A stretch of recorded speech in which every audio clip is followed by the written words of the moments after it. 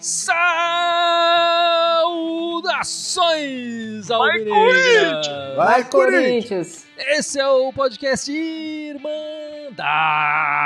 Corintiana número 248, 248. Estamos gravando este podcast, fazendo essa live logo depois da primeira vitória do Coringão no Brasileiro, 1-0 sobre o América Mineiro. Tio Chico salvou a nossa pátria ali, né, Gibson? Até que enfim alguém sabe bater pênalti, né? Mas tá todo mundo sorrindo aqui, eu tô ainda com a Ana aqui, com o meu irmão Fábio. Tudo bem com vocês? Todo mundo sorrindo, alegre. Pô, tu até recuperou sua voz aí no Irmandade, né? Conseguiu. Antes tava saindo uma Irmandade corintiana, agora saiu com força. Assim. Na abertura do anterior foi a Ana aqui, né? Vai, Corinthians, uma animação. Fazer Corinthians. Solta um Vai Corinthians com gostoso aí, Ana, pra gente escutar. Vai, Corinthians! Aê, Aê, pô.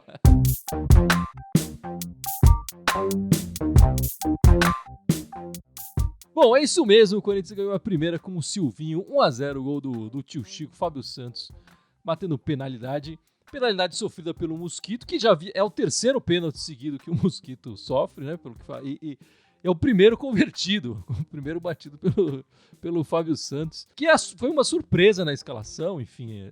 O Silvinho ainda tá descobrindo o elenco e tal, mas o Fábio Santos fazia um bom tempo que não era titular, né? Acho que todas as alterações que o Silvinho fez da segunda partida para essa foram aquelas que a gente gostaria talvez de ver na primeira partida dele, né? Que é acertar a defesa e aí no ataque a gente já é escasso no ataque mesmo, mas a gente vai tentar uma chance ali. E foi o que aconteceu nessa partida. E o Corinthians ainda teve outras 2 ou 3 chances anteriores. Teve um chute do Fagner, um chute de quem? Do próprio Mosquito? Mosquito. Anteriormente, na direita e tal. E até sofreu a penalidade ali. O Corinthians mostrou um pouco do que a gente estava falando aqui. Que o Silvinho demorou para cair a ficha para ele, né? Não tem talento, fecha a casinha e vamos jogar o feijão com arroz. O que você achou da partida, Ana? Achei uma partida segura.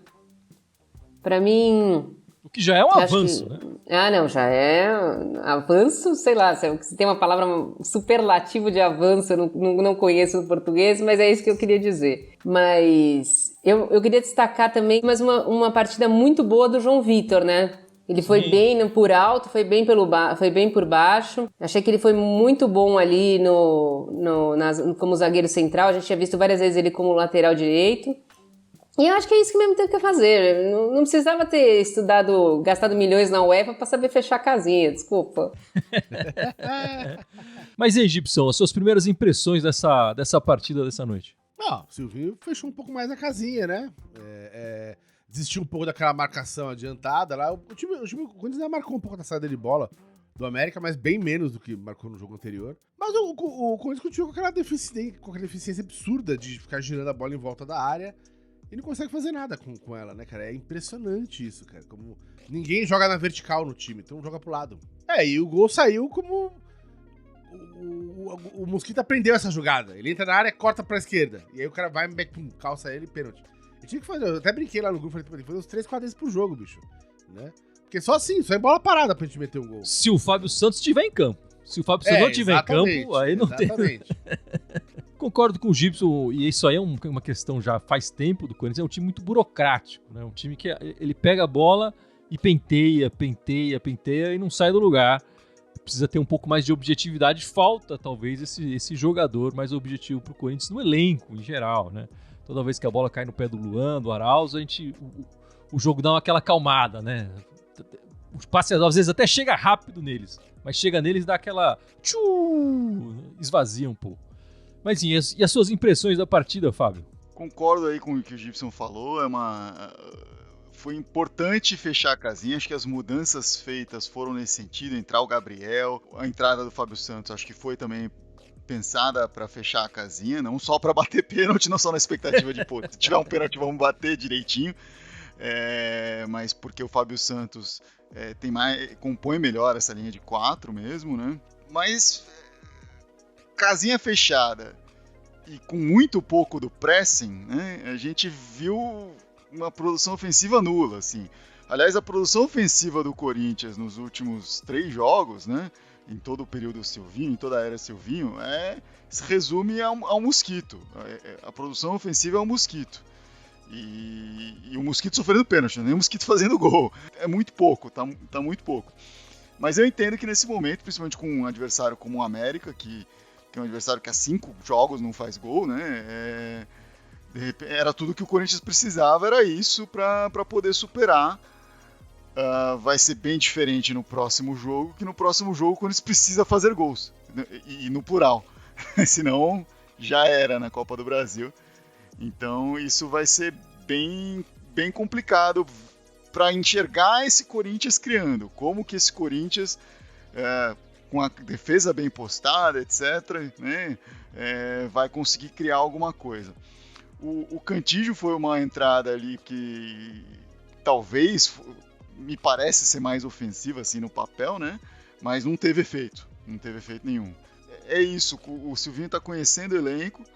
E eu fico triste porque eu vejo assim, o Corinthians teve, tirando esses últimos jogos ali do Mancini, que a coisa daí gringolou, né, e uma pressão ficou muito grande, ele tinha encontrado uma certa fórmula ali, né, e aí o Silvinho também encontrou alguma coisa para jogar, só que ele não conseguiu aproveitar o que estava sendo feito, né, e isso para mim é triste, porque o Mancini tinha encontrado uma fórmula ali com 3 zagueiros, etc, para poder fazer o melhor, e só que insistia no 9. Aí o Silvinho começa, já não está insistindo no 9, mas também não esquece todo o resto, descarta todo o resto, né? Não está sabendo aproveitar o melhor do que o Corinthians já vinha oferecendo, né?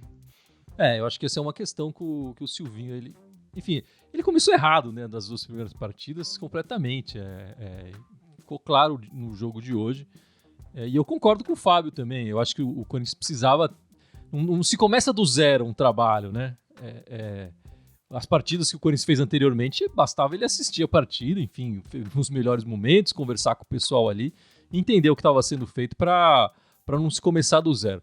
Vamos ler uns comentários aqui. O Ed Silva e o Sidney Daniele concordando aqui. O Ed Silva falando que esse Arauz é ruim demais. E o Sidney Daniele falando que o Arauz tá feio na fita. Eu não acho que ele tá feio. Tá feio na minha fita. E na fita talvez do Sidney e do Ed. Mas do Silvinho ele não tá feio, não. Ele tá jogando bastante tempo. Eu acho que hoje ele fez uma partida bem, bem fraca. Ele poderia ter saído antes até do Luan, antes de outros jogadores que saíram. Mas ele não quebra a linha de 4. Mais que o Matheus, ele fica respeitando a linha de 4 na marcação mais que o Matheus Vital. Eu acho que é por isso a preferência dele pelo Arauz. John Dable Oliveira falando aqui, eu só trocaria o Arauz pelo Vital. Essa é uma troca que eu faria também. Eu acho que, apesar do que a Ana falou, né, que o Arauz segura mais a linha de 4, eu tentaria uma formação com o Vital, que tem sido a nossa maior fonte de gols nessa temporada 2021, né, Fábio? De fato, o Vital é, de longe, o melhor produtor do Corinthians hoje. Não nessa era Silvinho, porque essa era Silvinho encontrou o primeiro gol hoje, né? Mas até então era o cara que mais produzia não só gols, como assistências também, né? Líder do time em gols e em assistências com 5 de cada. O Fábio Santos hoje chegou ao 3º gol dele, né? E tá aí em 3º lugar, empatado com o Ramiro e com o Jô, nessa artilharia e com o Gemerson também, nessa artilharia do Corinthians na temporada. Gemerson também. O Gemerson tem 3 gols, pô. Mas o Fábio Santos chegou ao 20º gol dele com a camisa do Corinthians nas 2 passagens, né? Essa é a segunda passagem dele. 13 foram marcados de penalidades. Tio Chico, que só perdeu um pênalti, né? Pelo que falaram na transmissão, com a camisa do Corinthians. E eu acho que mas essa é assim, a produção ofensiva é a questão do Corinthians faz tempo, né? Acho que teve um momento do que o Mancini conseguiu trazer um pouco mais de produção ofensiva, o Corinthians chutava mais ao gol, depois isso se perdeu, né? Se dissipou, assim, como se nunca tivesse existido, como se fosse um sonho de verão, porque foi e não voltou mais de jeito nenhum, e a gente tá nesse lugar agora. E eu acho que talvez a volta do Vital seja interessante para tentar uma maior produção ofensiva. Eu não sei o que você acha. O que você acha, Ana? Eu não vejo, assim, sinceridade, eu não vejo muita diferença do Vital pro Arauz. Sim, o Vital, quando tá no dia inspirado, ele acerta um chute, mas é só isso e acabou. Não vejo tanta diferença. O que me chama muita atenção é o Corinthians não conseguir jogar 90 minutos com a mesma intensidade. Jogadores como Cantídio, Arauz, Vital, Luan, parece que morrem no segundo tempo. Você vê o jogo hoje, parecia que eles morreram. Se desse um empurrão, eles rolavam assim no chão. Eu acho que dá pra mexer nesse time pra tentar encontrar alguma fórmula que produza mais, né? Hoje o Silvinho entrou com 3 volantes, né? Entrou com o Gabriel, com o Rony e com o Cantígio. Ganhou essa vantagem defensiva, né? O Gabriel principalmente segura muito bem ali. O Cantígio, a gente já falou, não vi muito dele nesse jogo, não acho que ele esteja entregando ali o que deveria. E o Rony acho até que foi bem nessa parte defensiva e não subiu muito, né? Não apareceu muito lá na frente. Então uma coisa que poderia se fazer, por exemplo, tira esse Cantígio, coloca o Arauz nesse lugar do Cantígio à frente desses volantes, ou compondo essa linha de 4 ali, como a Ana falou bem, joga o Vital mais pra frente, né? Dá pra manter o Arauz e o Vital. E acho que com isso você põe gente se aproximando do Luan pra que o Luan também possa crescer, né? O Mancini conseguiu tirar mais do Luan, o Luan começou a jogar mais bola quando começou a chegar gente mais perto dele. E agora esse pessoal se afastou, né? Enfim, acho que também tem um tanto aí do próprio Luan de omissão dele.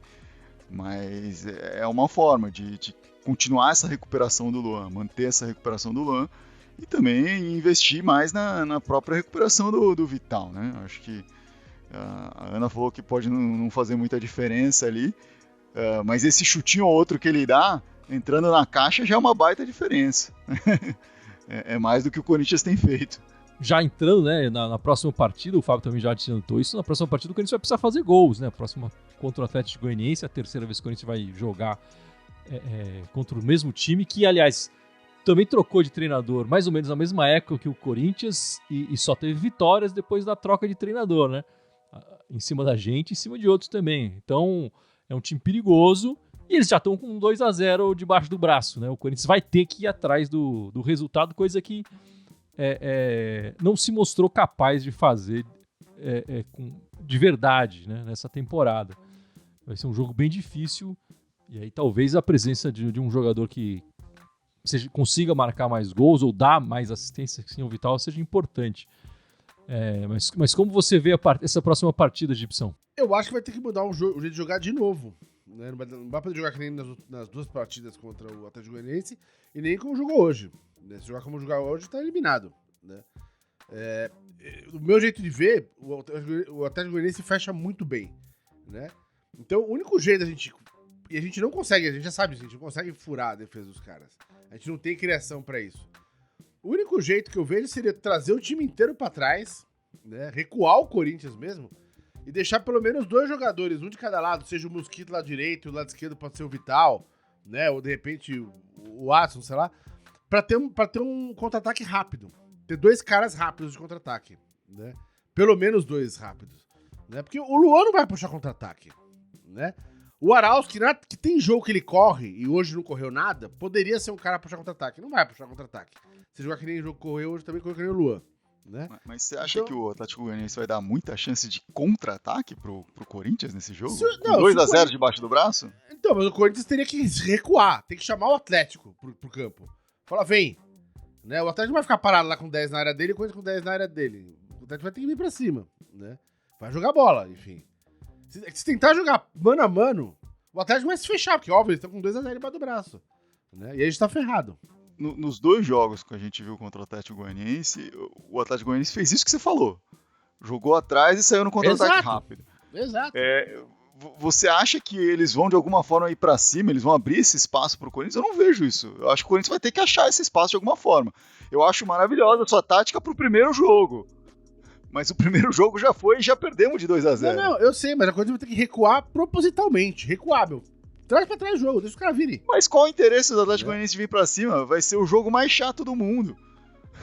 Provavelmente vai ser de qualquer maneira, mas... Mas é mais fácil do que tentar furar o seco na beira da área. A gente não consegue Mas tem que furar. Se o Corinthians não incomodar... Que tem, mas o Corinthians não consegue incomodar, ele só fica girando de um lado pro outro da área.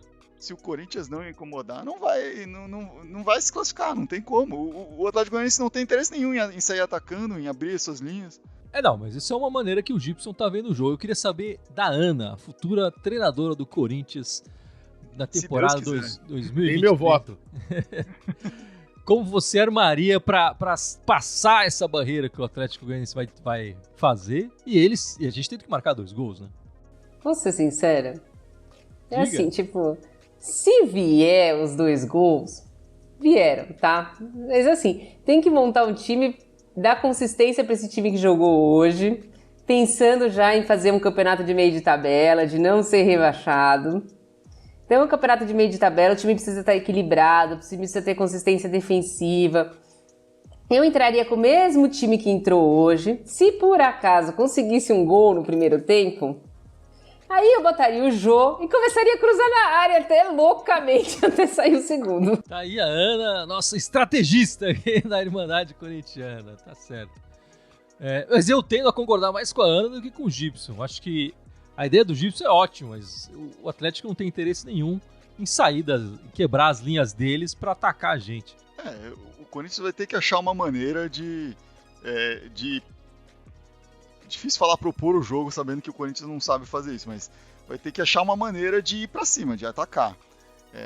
Não acho que se ficar atrás o Atlético Goianiense vai vir pra cima para que o Corinthians possa sair. Pode até tentar isso. Tenta isso por, 20 minutos, pelo primeiro tempo, não sei. Mas vai ficar chatíssimo, assim. Os 2 times cozinhando na própria defesa a bola e nada acontecendo. O Corinthians precisa se preparar para esse contra-ataque do Atlético Goianiense, que é rápido, muito rápido, mais rápido que os jogadores do Corinthians. Talvez com o Fábio Santos ali, né, ajude na lateral esquerda, porque saíram esses gols nas costas do Piton muitas vezes, né?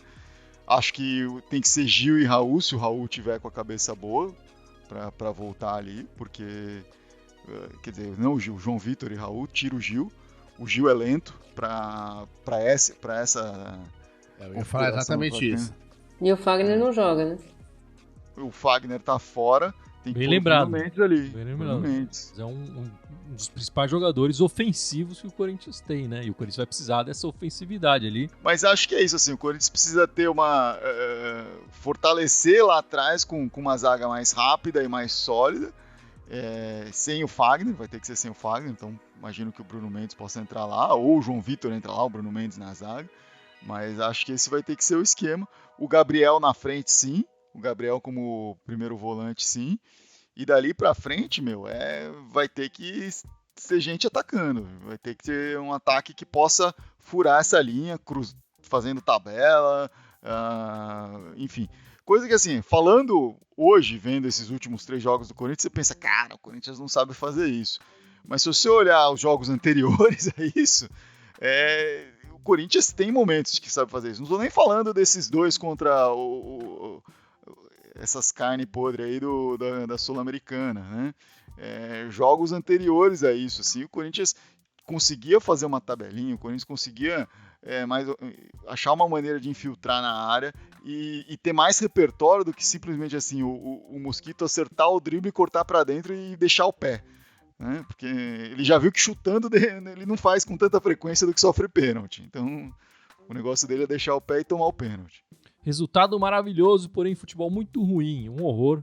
Pedro Rocha, mas acho que esse ano é o ano do resultado, Pedrão. Acho que não temos que ficar preocupado com a beleza. Pô, a gente ganhou um brasileiro com resultado assim. Quantos anos a gente tá no ano do resultado, hein? Não, mas eu achei que evoluiu em relação aos 2 jogos do Atlético Goianiense. Pode não ter sido um jogo espetacular, que legal, foi um jogo ótimo do Corinthians, mas evoluiu. Isso que é estranho, né? Porque foi uma melhora, mas ao mesmo tempo vai totalmente contra o principal conceito que o Silvinho trabalha nesse time desde que ele chegou, que é a ideia de pressionar a bola lá em cima, né? Hoje o Corinthians mal fez isso. Então mas às vezes mas ele precisa abrir mão disso. A gente falava isso nas nossas lives, né? Porque não é fácil marcar pressão. A gente vê times tentando marcar pressão e levando goleadas. E não é incomum isso, porque é difícil, porque você precisa ter um time bem treinado para fazer isso. E é isso que ele não tem tempo de treinar, e o Corinthians nunca fez isso, e acho que ele não tem o talento pra conseguir, e não é nem o talento de roubar a bola, é de roubar e conseguir armar o contra-ataque, enfim, de conseguir o resultado em cima dessas roubadas de bola. Sem dúvida, mas é isso que eu ia falar, que vai contra o instinto do Silvinho, mas é o que ele tem que fazer. E o meu medo é que ele repense já agora e fale, não, vou voltar, eu preciso do resultado, eu sei fazer gol assim, marcando em cima, então é assim que vai funcionar. Meu medo é esse. Pega o jogo do Peñarol, porque quando o Mancini achou que ele precisava ganhar e botou o time pra cima, ele tomou 4. Aí já vira quase assédio moral, você ficar mostrando o vídeo do Peñarol. E o Bruno Schmidt aqui com a pergunta de $1 milhão. Será que com esse time a gente ganha do time de verde no sabadão? É a próxima rodada do Brasileiro, no sábado, 7h, fora de casa, né? Não é na Neoquímica Arena. A intenção é jogar que nem jogou hoje, até com mais ímpeto, assim, com mais força de segurar a defesa ali e segurar, achar um gol ali. Se for um Fábio Santos novo de penalidade, pra mim tá ótimo. Esse é um jogo pra fazer essa tática. Fecha a casinha e tenta no contra-ataque, né? E, enfim, aí vai lendo o jogo, né? Obviamente o jogo pode propor coisas diferentes, mas hoje, pensando nesse jogo, tem que ser isso. Fecha a casinha, porque assim, vamos... Apesar da gente estar falando aqui da possibilidade, a probabilidade maior é do Corinthians ser eliminado no meio de semana da Copa do Brasil, né? Considerando o resultado que tem à frente e o futebol que tem jogado. Sejamos sinceros aqui, né? A probabilidade... A gente quer que ganhe, é possível ganhar, mas a probabilidade de eliminação é alta. Então, com uma eliminação no meio de semana e pegando o Palmeiras em seguida, cara, a cabeça dos jogadores vai entrar em parafuso se não fechar essa casinha, não. E digo mais, essa eliminação, se for eliminado, né, é bom ele ser eliminado jogando bem, melhor do que hoje, né, porque aí o jogador fica com mais confiança e vai ser necessário isso pro Clássico também. Cara, vai ser osso. Partida dificílima. Porque, como o Fábio falou, dado que a gente tá jogando, ele sempre quer que o time ganhe, né? Como você falou, ganhar com gol do Fábio Santos de pênalti, pode ser com um gol, meio gol de cotovelo, foda-se. Ganhar é ganhar. Mas, cara, esse jogo aí vai ser osso pra diabo, né? Mas o Fábio conta a bola. Esse jogo aí, o Palmeiras é o time que gosta de jogar pra cima, né? Então aí sim tem que jogar fechadinho, isso. Mas botar os caras rápido aí na frente, não é botar o Luan pra puxar contra-ataque. O Luan não vai puxar contra-ataque, né?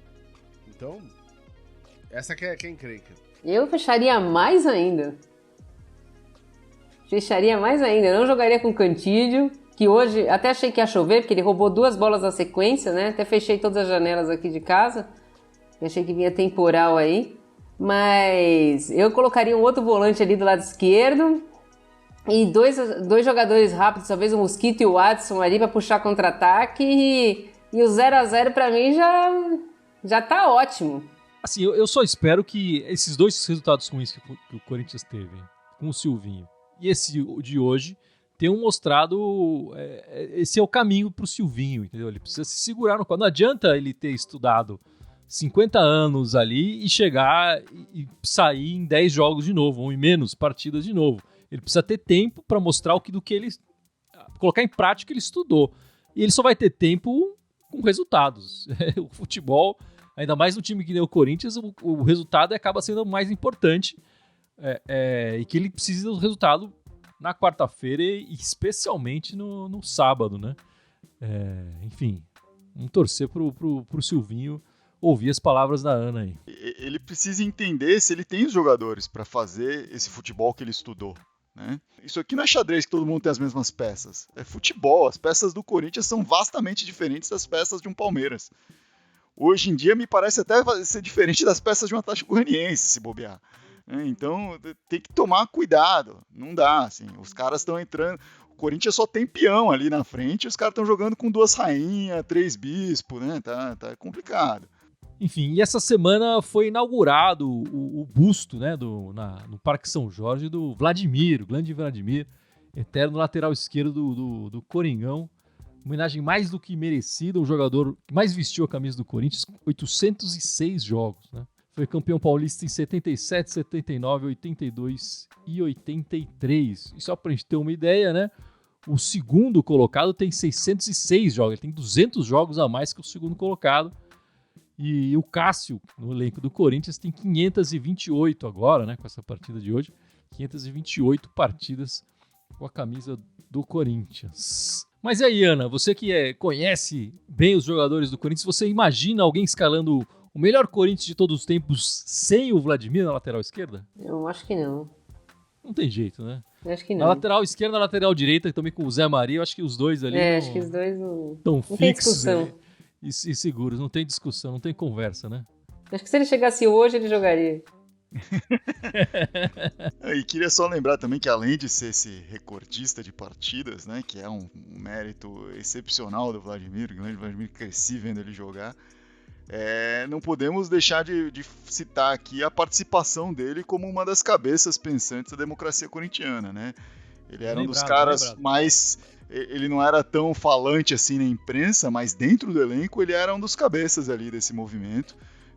O Sócrates e Casagrande apareciam mais fora disso, mas ambos sempre citaram muito o Vladimir como um dos caras que mais os influenciou nesses pensamentos e nas ideias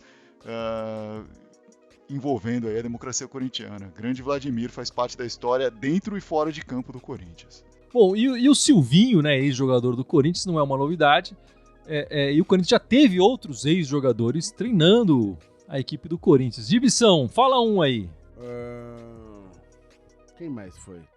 O Alzheimer tá foda, cara. Ana, vamos lá, pula o Gibson. A Ana vai saber um monte.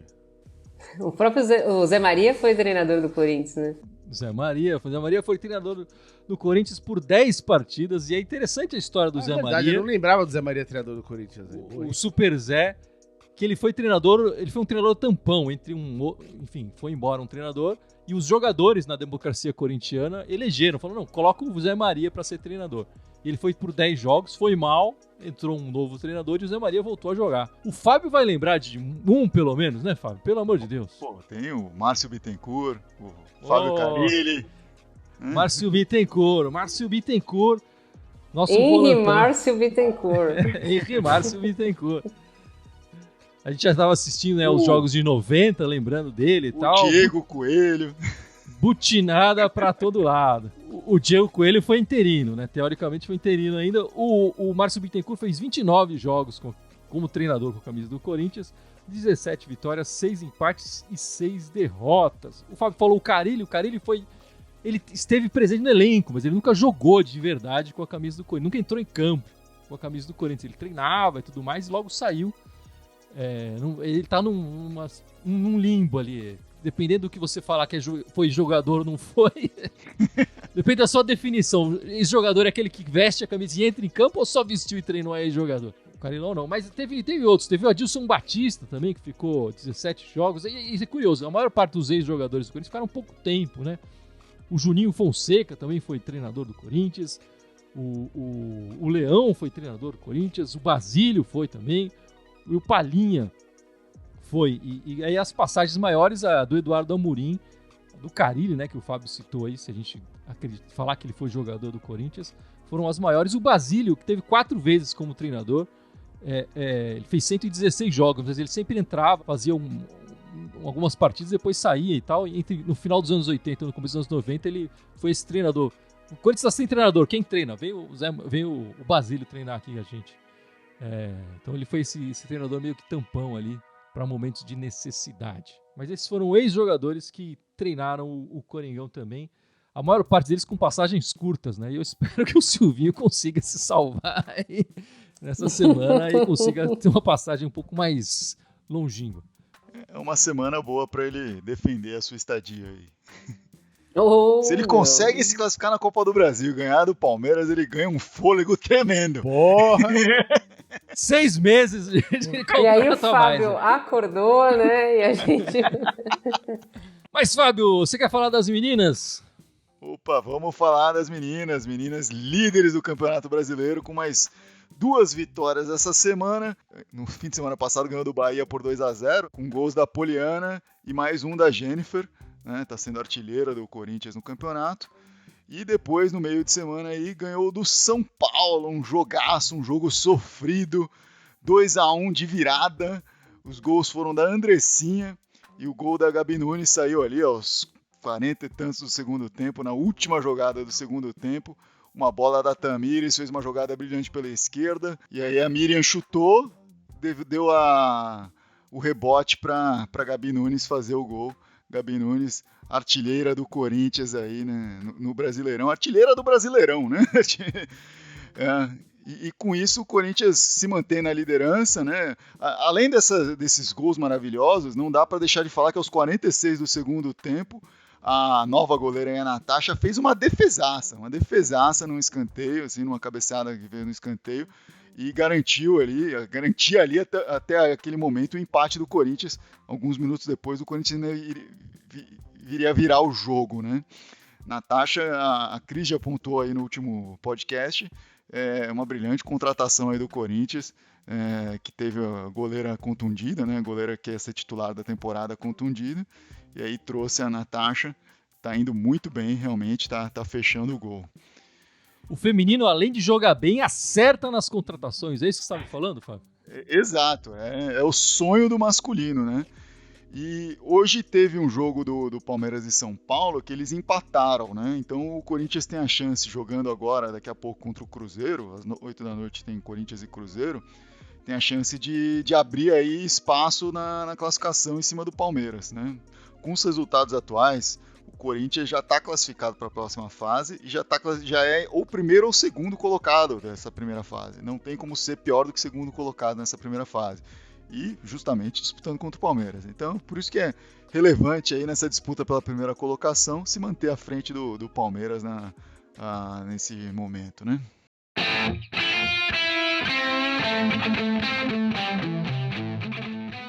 Bom, meus amigos, vamos encerrando então este podcast 248. Vamos mudar um pouco, Gibson? Vamos pedir pro Fábio lembrar as nossas redes sociais? Você se importa? Vamos ver como é que tá o Alzheimer dele.